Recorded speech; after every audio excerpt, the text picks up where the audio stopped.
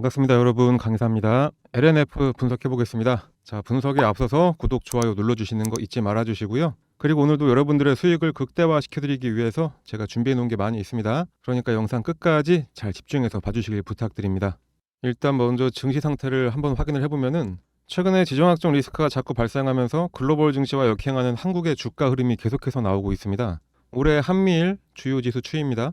바로 옆 나라 일본 같은 경우 니케이 지수가 33년 만에 최고치를 달성을 했습니다. S&P 500 같은 경우에는 작년에 3천에서 시작을 했기 때문에 이게 지금 우행보를 게 아니라 3천에서 시작했던 게 지금 거의 5천 가까이 된 겁니다.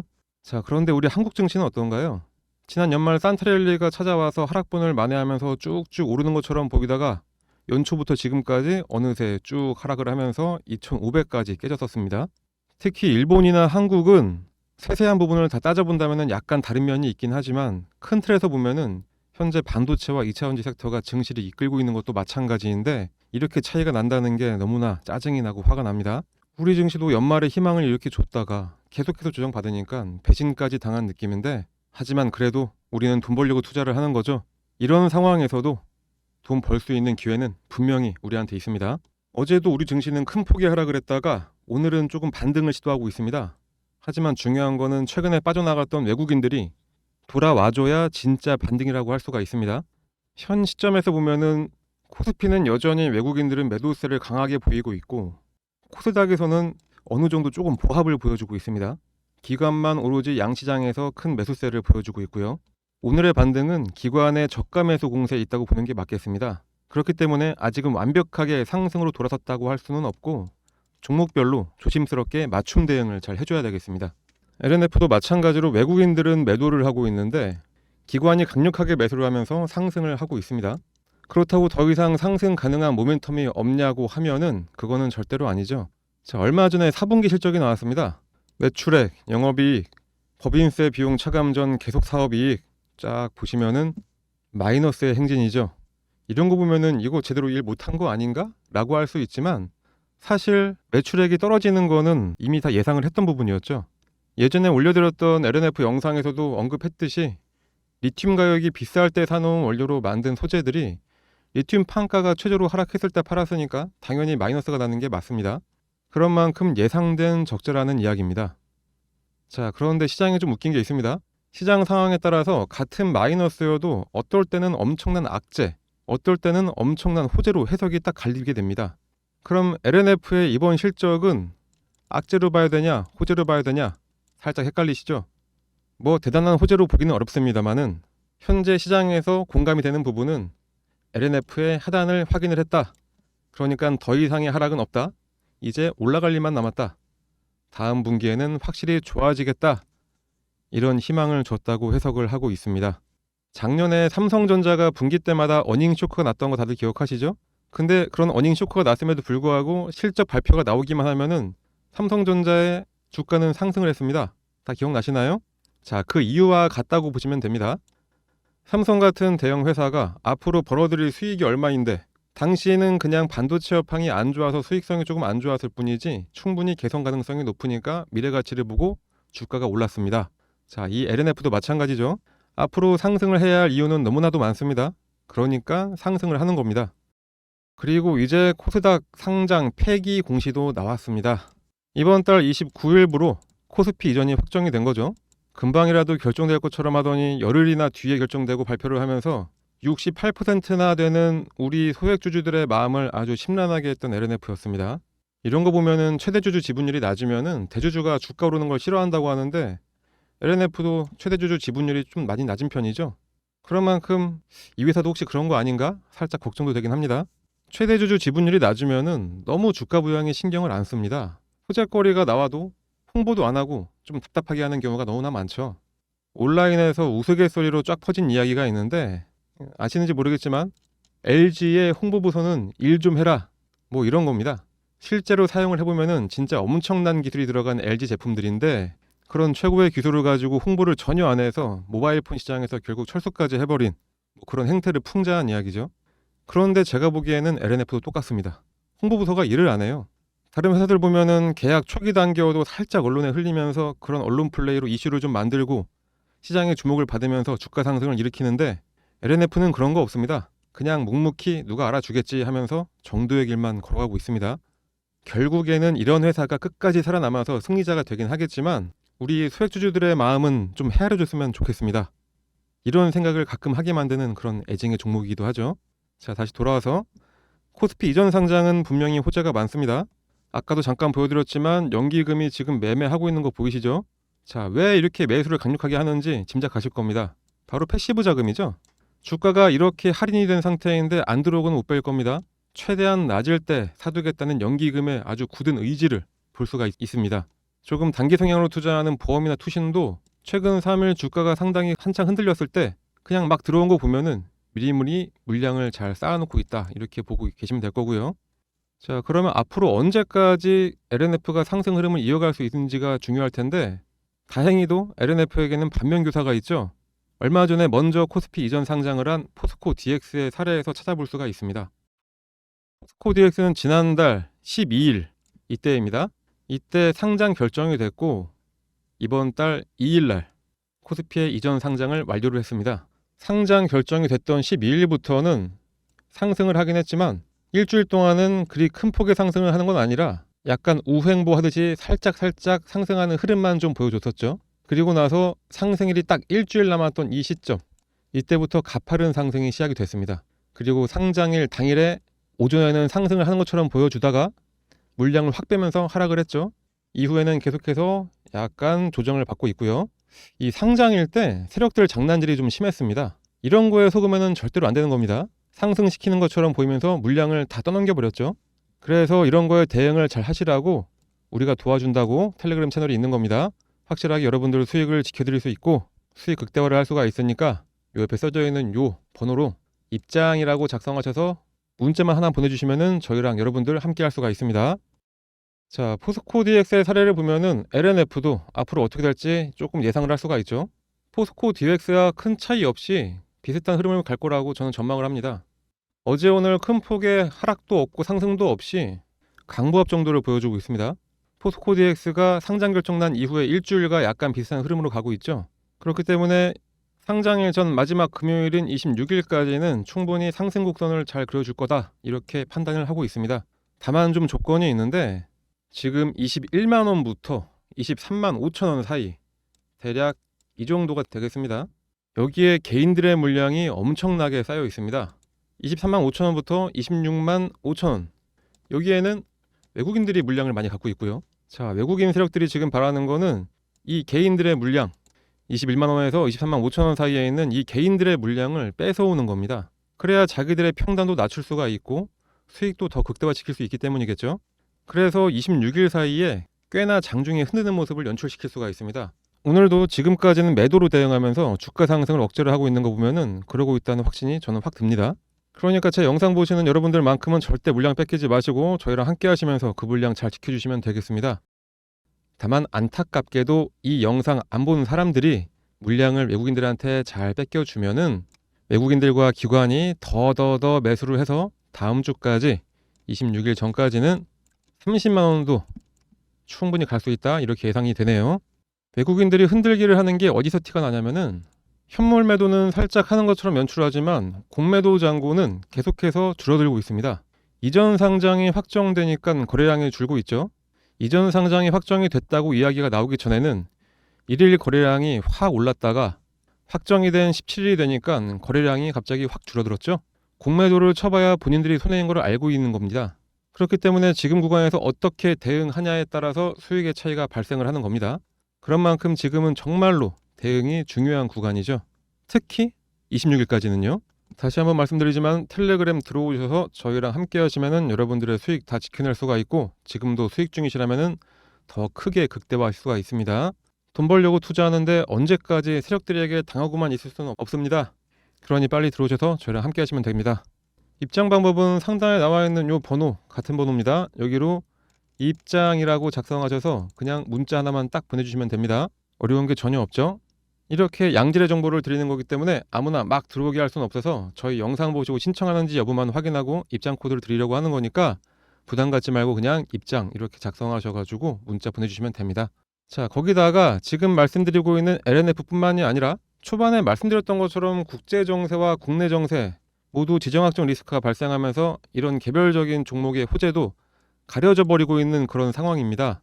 그러다 보니까 시장이 전체적으로 하락을 하게 되고, 그런 경우에 항상 발생하는 특징이 있죠. 특정 섹터에 돈이 갑자기 강하게 몰린다거나 아니면 급등하는 테마가 형성이 되는 겁니다.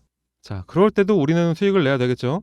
테마 종목이라고 야수 같은 사람들이 막 도박하듯이 하는 거는 문제가 될 수는 있습니다. 하지만 확실하게 계획과 원칙만 세워놓고 기계적으로 매수하고 매도만 할 수 있다면은 이런 테마 장세에서도 충분히 원하는 수익을 가져갈 수가 있습니다. 그게 안 되시는 분들은 그냥 저희 같은 전문가가 알려드리는 대로만 하시면 됩니다. 자, 지금 텔레그램에서 찍어드린 급등 종목들 모두 상승해서 차익 실현하고 있습니다. 며칠만이라도 시장에서 충분히 수익을 가져갈 수 있으니까 스스로 하시는 게 어려우신 분들도 빨리 들어오셔서 함께 하시면 되겠습니다. 자, 이렇게 지정학적 문제가 발생을 하니까 가장 먼저 반응을 하는 게 바로 유가입니다. 지난해 말에 어느 정도 유가가 좀 잡히긴 했었는데, 그러면서 안정기에 접어드나 했지만 중동의 불안한 정세에 다시 한번 요동을 좀 치고 있습니다. WTI나 브렌트유가 계속해서 상승을 하고 있으니까 여기서 봐야 할 거는 역시 기본적으로 유가 상승 수혜주를 찾아봐야 되겠죠. 가장 기본적으로 유가 상승이 되면 먼저 반응하는 게 흥구석유입니다. 흥구석유는 1966년에 설립된 회사고 석유류를 도매하거나 소매하는 업체입니다. 대구, 경북을 기반으로 석유 제품과 석유 관련 제품을 판매를 하고 있죠. 뭐 직접 수입하는 회사도 아니고 이노베이션을 하는 회사도 아닌데, 왜 가장 먼저 빠르게 반응을 하냐면은, 이게 조금 웃기는 말일 수 있긴 하지만 주당 가격이 좀 저렴하기 때문입니다. 사람들의 심리가 그렇습니다. 주당 가격이 뭐 한 10만 원이 넘어간다 이러면은 괜히 많이 안 오를 것 같고 빠르게 안 움직일 것 같고 그렇죠. 근데 또 사실 테마주에 잠시 편승해서 수익을 내려면은 주당 가격이 저렴한 게 유리하긴 합니다. 장중 변동성이 강하게 생길 수 있어서 빠르게 치고 빠지면서 수익을 낼 수가 있는 거죠. 그리고 중앙에너비스입니다. 중앙에너비스는 서울, 경기, 인천 지역을 기반으로 석유류와 윤활유, 주유소와 LPG 충전소를 운영을 하고 있고 정비와 세차 사업도 하는 회사입니다. 중앙에너비스가 반응을 하는 이유도 흥구석유하고 비슷하게 보시면 됩니다. 지난 이스라엘 사태 때 올랐다가 떨어진 거 보이시죠? 아래에서 잡고 상단에서 매도할 수만 있었다면은 하루 이틀 안에 20-30% 수익 내는 거 어렵지 않은 그런 일이었습니다. 그런데 중동의 정세가 흔들리면서 유가 상승만 하는 게 아닙니다. 이란의 지원을 받고 있는 후티 반군 같은 경우에는 예멘을 거점으로 삼고 있습니다. 그런데 홍해에서 후티 반군이 민간 선박을 공격하는 사태가 발생하면서 소해주 운하에 통과하는 물동량이 급감을 했죠. 미국 주도의 다국적군이 홍해 경계를 강화를 하고 있긴 하지만 회사들은 리스크가 있는 수에즈 운하를 이용하는 것보다는 먼 길을 돌아가는 것도 안전하게 배송을 하는 거라고 지금 그걸 많이 선택을 하고 있습니다. 부산과 유럽을 잇고 있는 물류비가 바로 타격을 먼저 받았는데 전월에 1199달러에서 이번 달에 2495달러까지 무려 108%가 상승을 했습니다. 간접적으로 부산과 미국 동부 노선까지 26.8%가 오른 상황입니다. 이렇게 물류비가 올라가게 되니까 당연히 상승하는 섹터는 해운주들이겠죠. 해운업종 같은 경우에는 대표적인 경기 민감주이기도 합니다. 그리고 비용의 대부분을 연료와 유가가 차지하고 있어서 대표적인 유가 민감주이기도 하죠. 환율 하락을 할 때 선박 투자 관련 차입금이나 이자 비용 감소 효과도 있어서 환율 하락 수혜주까지 불리기도 합니다. 관련주로 먼저 볼 거는 흥하해운입니다. 흥하해운은 아시아 지역 내에서 액체 석유 화학 제품을 운반하는 해운 운송 서비스를 하는 회사입니다. 2022년 12월에 중국의 전기차 배터리 제조업체인 CATL하고 5년간 총 1,000억 원 규모의 전기차 배터리 소재 해상 운송 계약까지 체결을 해서, 좀 웃긴 얘기긴 하지만 배터리 관련주로도 가끔 들어가긴 합니다.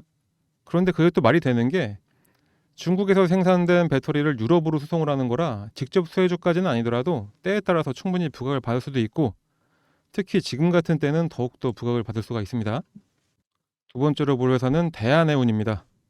대한해운은 단순 테마주라기보다는 가치주로 봐도 무방할 정도로 2022년 기준으로 매출액이 총 3조 6천억 원, 영업이익은 1,000억 원. 자, 이 정도로 매출을 기록했던 실적이 아주 좋은 회사입니다. 국내 최대 벌크선과 LNG 선사이고 2022년에는 친환경 LNG 벌크선 10척을 추가로 발주할 정도로 최근에는 친환경 선박 분야에도 투자를 지금 확대를 하고 있습니다.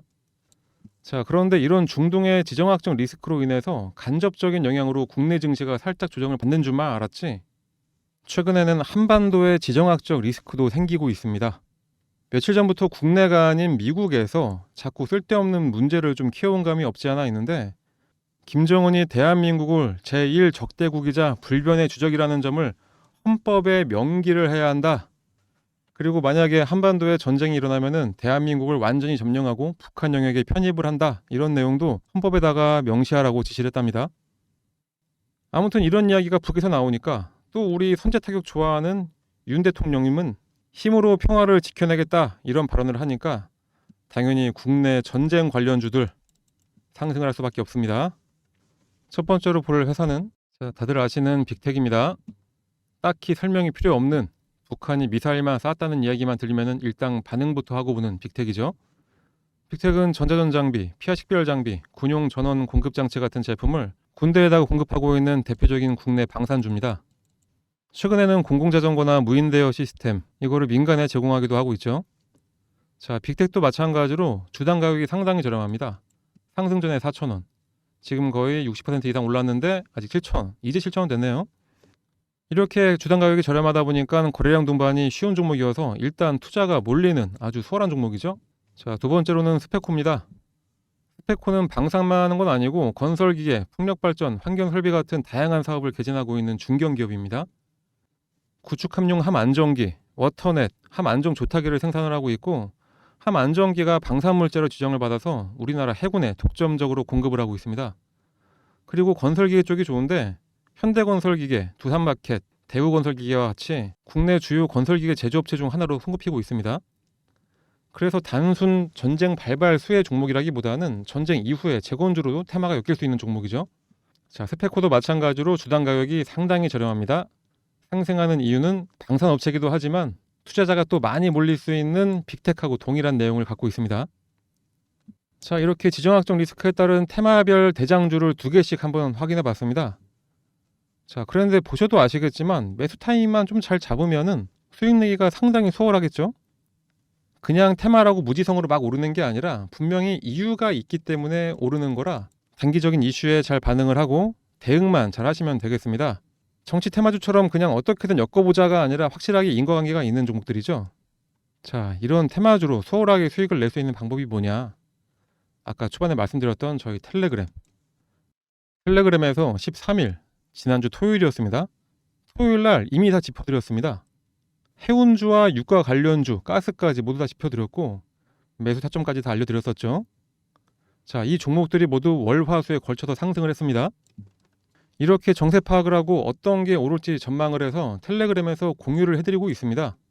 이렇게 13일 토요일에 미리 짚어드렸었고 15일 월요일에 뉴스가 막 나오기 시작하니까 이렇게 상승을 하게 된 거죠. 자, 이렇게 여러분들도 저희랑 함께 하시면 수익을 충분히 낼 수가 있습니다. 자, 거기다가 시장은 조정 중이긴 하지만 그래도 큰 폭의 상승이 가능한 종목도 제가 포착을 해놓은 게 있는데 이것도 여러분들께 공개를 해드리겠습니다. 최대한 낮은 가격에 매수해서 최대 수익을 낼 수 있는 종목, 마음 편하게 매수해놓고 기다리면 되는 그런 종목이고요. 혹시 손실 중이신 분들 계시다면 이 손실도 한 번에 만회 가능하고, 수익 중이시라면 이 수익을 더 극대화시킬 수 있는 그런 종목입니다. 어떤 종목인지 바로 말씀드릴 테니까 꼭 매수하셔가지고 이 수익들 잘 챙겨가시길 바랍니다. 그럼 지금부터 바로 말씀드리겠습니다. 여러분들 2022년부터 2023년까지 가장 힘들었던 섹터가 어디였었다고 생각하십니까? 바로 반도체 섹터였죠. 물론 이 AI 반도체 관련 칩을 만드는 회사들은 종목별 차별화를 이뤄주면서 나홀로 상승을 하긴 했었습니다. 그런데 이제 2주기로 돌아오는 반도체 호조 시기에 들어가면서 2023년 말부터 반도체 관련 회사들이 모두 다 턴어라운드에 성공을 좀 하고 있습니다. 지금 시기가 정말로 삼박자가 딱 맞아떨어지고 있는 시기라고 보고 있는데 2년 주기의 반도체 호황, 그리고 AI의 혁명, 그리고 마지막으로 가장 중요한 거는 금리 인하로 인한 시장의 활성화입니다. 이 세 가지로 앞으로의 큰 폭의 상승이 전망이 되는 반도체 시장에서도 가장 먼저 상승할 종목을 골라내서 우리는 2024년 초부터 큰 수익을 가져갈 수 있는 그런 기회를 가져가야 하겠죠. 자, 말씀드렸듯이 반도체 시장의 활성화를 다시 가져온 거는 AI의 혁명입니다. 이 AI 혁명 때문에 시장에서는 지속적으로 강력한 성능을 요구하고 있고, 그러다 보니까 어떤 산업보다 아주 빠른 성장이 시작되고 있는 게 바로 이 반도체 섹터죠. 기존의 메모리 반도체는 마치 원자재처럼 수요와 공급에 따라 가격이 오가고 최대한 낮은 생산 원가를 갖춰서 가격 경쟁력을 확보하는 게 가장 중요한 가치였다면은, 이 AI 시대에서는 메모리 반도체 성능 향상이 계속적으로 요구되면서 이제 메모리 반도체 3사의 비즈니스 모델까지 전환이 된 상태입니다. 이제는 저비용보다는 강한 성능이 살아남게 되는 상황으로 접어들었고, 시장의 요구는 기존처럼 대량 생산한 이후에 납품을 하는 게 아니라 수주를 먼저 하게 되고 그에 맞는 수율에 맞춰서 제품을 납품하는 것으로 비즈니스 모델이 바뀌었죠. 메모리 반도체에서 성능 향상이 요구된 시발점이 바로 AI 서버의 대역폭의 문제입니다. 특히 AI 서버는 기존의 서버와 다르게 학습이 가장 중요한 것으로 자리를 잡았는데, 프로세서 중심의 컴퓨팅에서 메모리 중심의 컴퓨팅으로 전환이 되면서 데이터의 입출력 속도와 양이 엄청나게 빨라지고 그 양도 거대하게 많아졌습니다. 기존의 서버는 저장해둔 데이터를 불러오거나 아니면 저장을 그냥 해두는데 가치를 뒀다면은, AI 서버는 다르죠.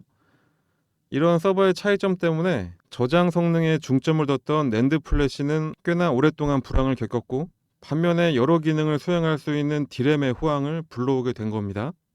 한번 생각해 보시면은 이소페타6의 저층 MLB라든가 SK 하이닉스로 대표되는 HBM, 이런 게 모두 디램 성능 향상을 위한 장치들이어서 다른 반도체 종목과는 다르게 큰 폭의 상승을 할 수 있었던 거죠. AI 서버에서는 GPU와 메모리 간의 데이터 교환이 아주 빠른 속도로 이루어지고 있습니다. 말씀드렸듯이 그 대역폭이라는 거는 고속도로의 차선이라고 생각하면 쉽습니다. 1차선보다는 당연히 8차선이 더 원활할 수밖에 없고, 8차선보다는 당연히 16차선이 더 빠르고 원활할 수밖에 없겠죠.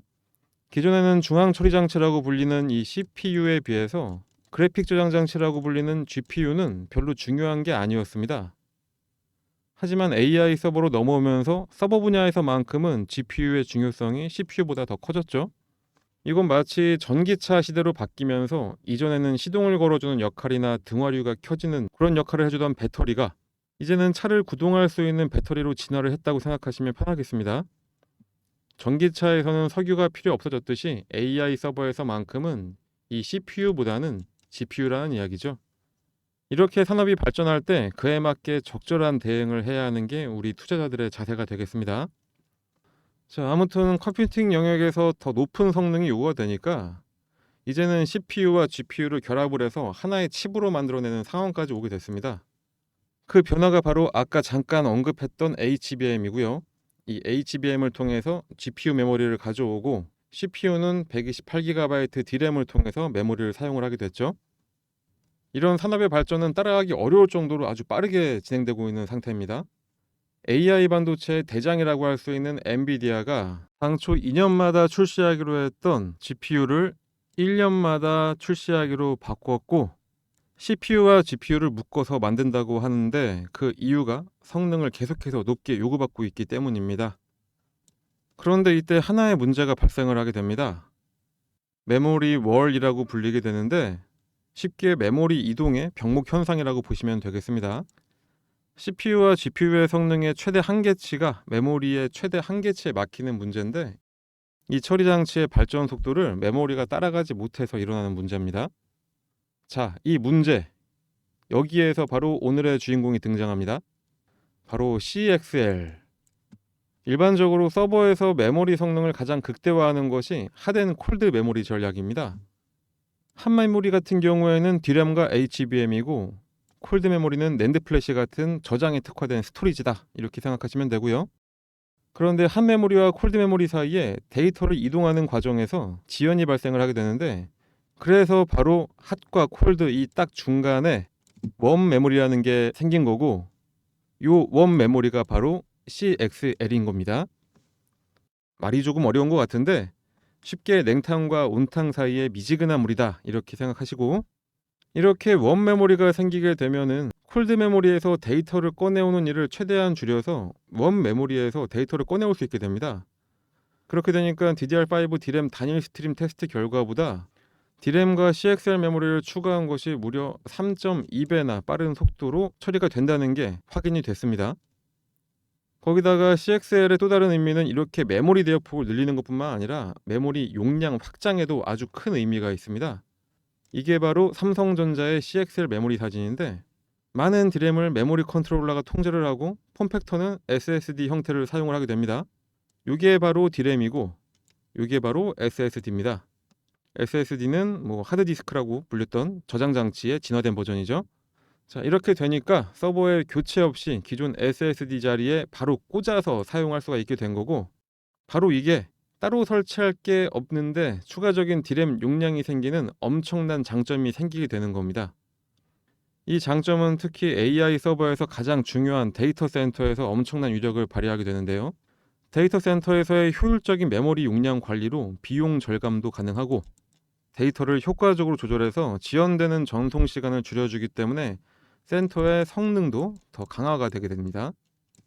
빅테크 기업인 엔비디아나 AMD도 더 많은 용량의 HBM을 탑재를 해서 칩의 성능을 올리는 방향으로 개발을 하고 있기 때문에 앞으로도 메모리 대역폭을 늘리는 문제는 계속해서 나올 수밖에 없고, 그 과정에서 대역폭을 증가시키는 이 CXL 역시 더욱더 요구가 될 수밖에 없습니다. 마켓 리서치에서 이미 조사한 거에 따르면 2026년까지는 15억 달러, 2028년까지는 128억 달러 규모로 성장한다고 전망을 하고 있을 정도로 현 시점에서 아주 중요한 부품이다, 이렇게 말할 수 있겠습니다.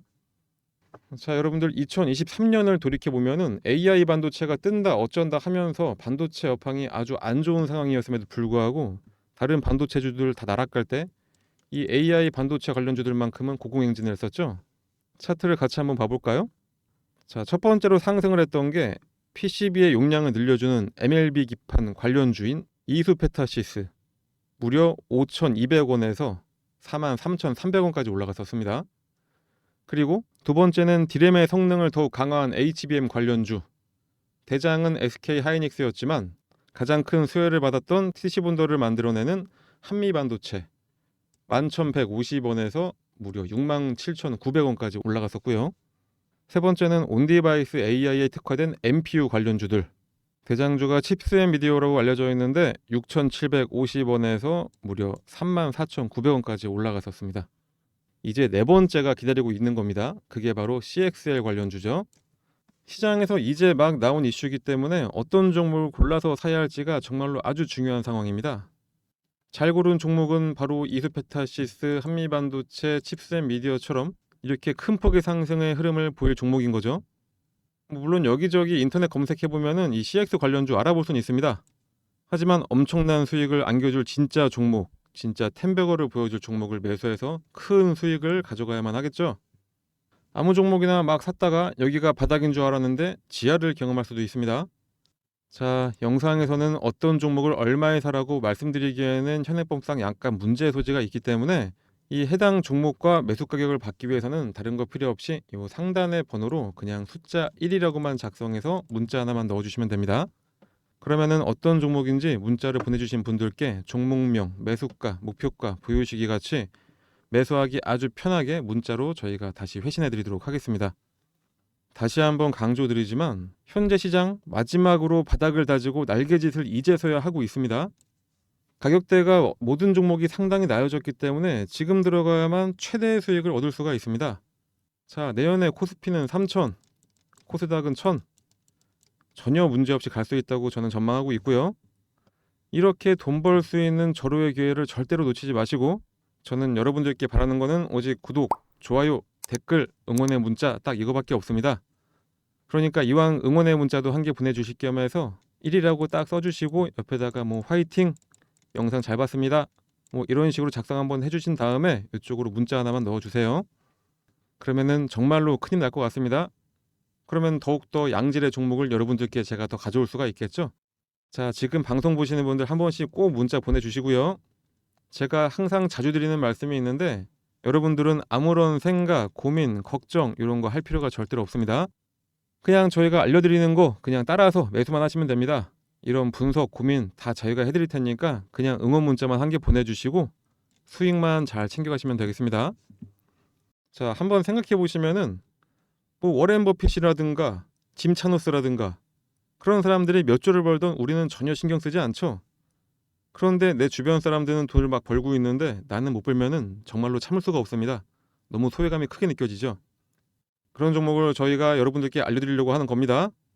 어떤 종목을 사야 할지, 얼마에 사야 할지 이런 거 모르고 일단 사보자 하시는 분들 절대 그런 생각 하지 마시고요. 알려드리는 종목으로 제대로 된 투자를 해서 큰 수익 가져가시길 바랍니다.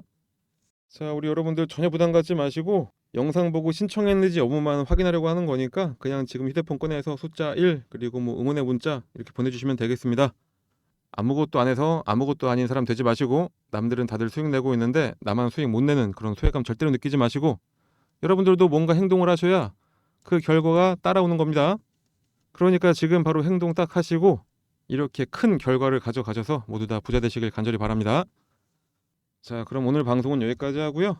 다음 영상에서 더 좋은 종목으로 찾아뵙도록 하겠습니다. 감사합니다.